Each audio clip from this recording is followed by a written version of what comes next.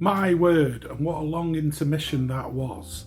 Welcome back to the channel. My name's Neil and this is Northumberland County Corruption. Now, I've not posted for a while, as quite a lot of you will have noticed that are actually subbed or have been keeping track on things, and there are various reasons for that. Firstly, we're having a rapprochement with Homes for Northumberland at the moment, which is being led by Louise Landreth, and she seems like a good egg and she's genuinely trying to sort things out. So I don't want to be rocking the apple cart too hard while people are trying to help me, basically, which is a wise thing to do. The other reason is I've got a massive dose of COVID, the new strain, which was awful, and I've been generally ill with disability because the weather's been damp and chilly here and there, and that's pretty bad for me.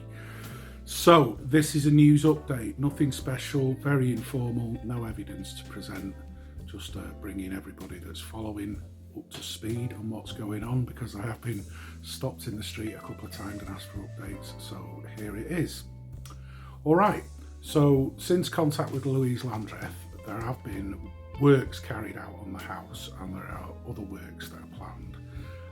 There have been a massive overhaul of the central heating system is taking place at the moment, and it's not finished yet, involving fixing leaking valves in the loft. The entire heat pump has been stripped and is being gutted, and it's having all new circuit boards and stuff put in it. I've been about 3 weeks without hot water at the moment, but it's summer, so I'm quite happy to grin and bear it. I think I can confidently say at the moment that I will be getting refunded for the extractor fan work that I did. And I think I can confidently say, without putting anybody on the spot, that the front door and the back door will be seen to before winter. So replacement of the back door for sure, and maybe a replacement of the front door, depending what's wrong with it, because it's letting wind and water in. We are still haggling about the floors. The situation is that Homes for Northumberland have a project, a planned improvement project on the go, which will probably see the floors dealt with in about 5 years. That's my estimation anyway, dependent on grant money from here and there. Now, that's no good to me. I have provided extra medical evidence now that confirms that damp and cold and drafts exacerbate my condition, which is, it's pretty obvious what the outcome's going to be if you know anything about spine disease, you know anything about rheumatoid arthritis.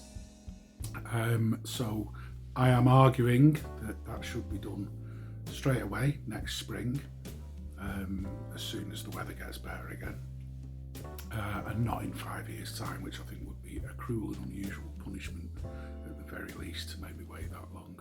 And if they don't do it, then I'm going to do it. I mean, that is the deal at the moment, but I'm reasonably confident that that's going to resolve itself soon.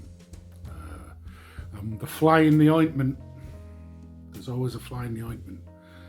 The solid fuel system and the shenanigans around Vertex, the company that's supposed to service the system, but I think I've proved beyond a reasonable doubt don't still get paid for it. The shenanigans around Vertex, well, the plot just thickens and thickens.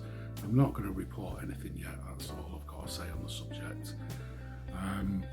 Suffice to say, if I have to reboot the campaign next spring, the whole Vertex thing will be front and centre.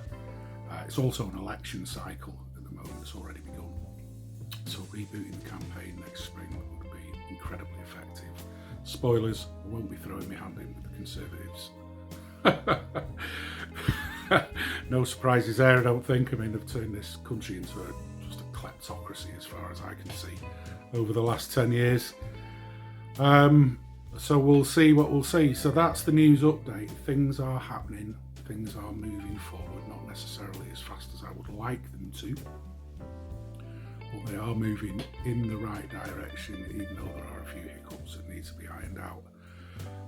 Also, I would like to say, this is quite important, there's been a change of leadership in Homes for Northumberland. Philip Soderquist has now departed, not before time in my opinion, and Susan Ogilvie is now in charge.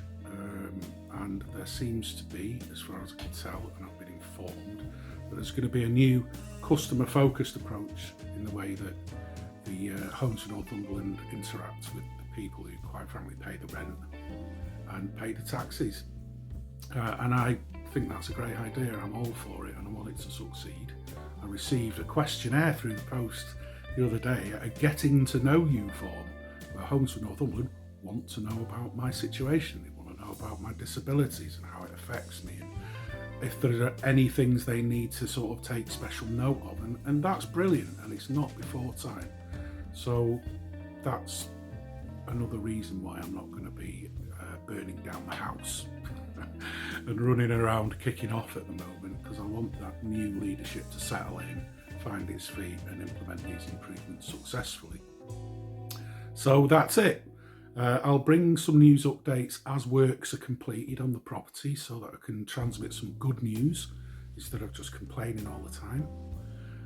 And then once everything's wrapped up with the house, hopefully before the end of the year, I will be thinking about the future of this channel that I've created out of necessity. I will change the name of the channel to something a little less confrontational, I think, but I will carry on doing some investigations. I've got a few things in mind around accessibility in Northumberland for disabled people, and a little project that I'm looking into and researching at the moment about how care equipment is allocated inside the Northumberland County Council bubble, because I've obviously used that service and I'm not entirely happy with the way things work, and I don't think most people would be if they actually knew what was going on. But we'll see. I've just received a massive wad of documents through Freedom of Information Act request, which is my entire social services file, so I'll be ploughing through that to gather as much data as I can before I start to make any noise about things. But that's it. Thanks for watching. Thanks to my subs. One sub in particular, I'd just like to ask him, because I've not seen him for a while, is I hope your ducks are all right with the bird flu business going around. So make sure you update me on that next time I see you. And thanks for signing into Northumberland County Corruption again to see where we're up to, and I'll be back.